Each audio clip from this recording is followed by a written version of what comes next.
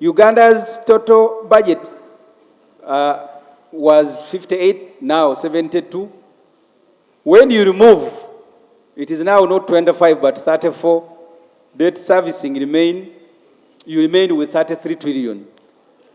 When you remove the wage bill from the remaining 33, you are remaining with 25.5. And then you have to remove facilitation, the one we have dealt with above, fuel, you remain with 20 trillion. Kenya is currently undergoing a wage bill review with the aim of reducing it from about 30% of their GDP to about 20%. This country is due for a wage bill review. In Kenya, 70% of public employees must now be technical, as opposed to support staff. To put this in context, when you employ one extra RDC, he comes with a driver, escort, and a secretary. So one RDC means 3 more staff. This is a ratio of 1 technical staff to 3 support. Kenya is moving away from that. I now want to go to cost of public administration. Since the budget is a 3-year document, we need to begin thinking about the cost of public administration. Does this poor country relying so heavily on loans deserve a 529 secondary school size parliament with each MP paid more than 30 million in salary and allowances? I thought you were going to say no. These MPs are never here, you can see. 539, you count how many we are here. Right, Honorable Speaker, on Monday 6, you personally complained about absenteeism. Honorable Ssemujju, that's why I put the one which captures the face of one MP, so that we shall print it at the end of the week, the faces of people who have been here. Thank you, Madam Speaker. You have complained about... Members, when Parliament was handling crucial bills on taxation, that's when you complained. The Parliament annual budget is now 941 billion, which means the country is spending 2.5, that was before the agenda, 2.5 billion on Parliament per day.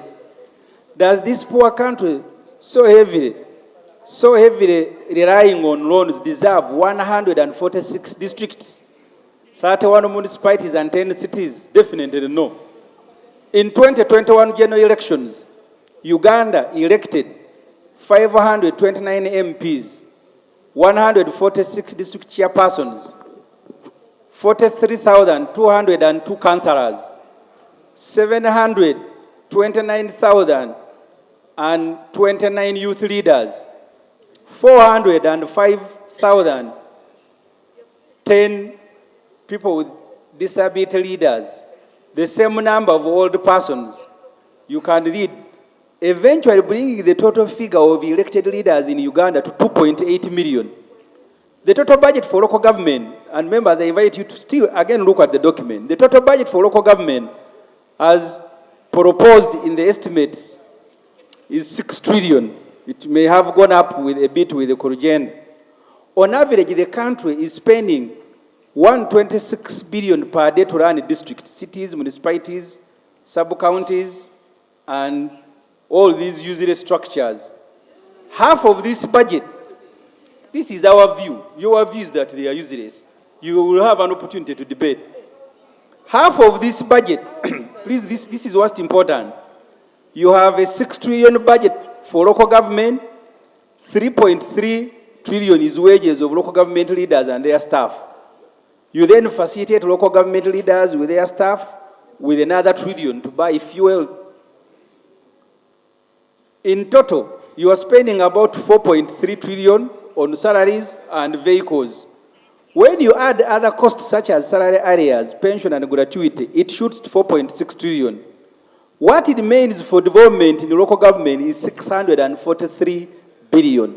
That's the money to develop local government. The rest is people's salaries and fuel.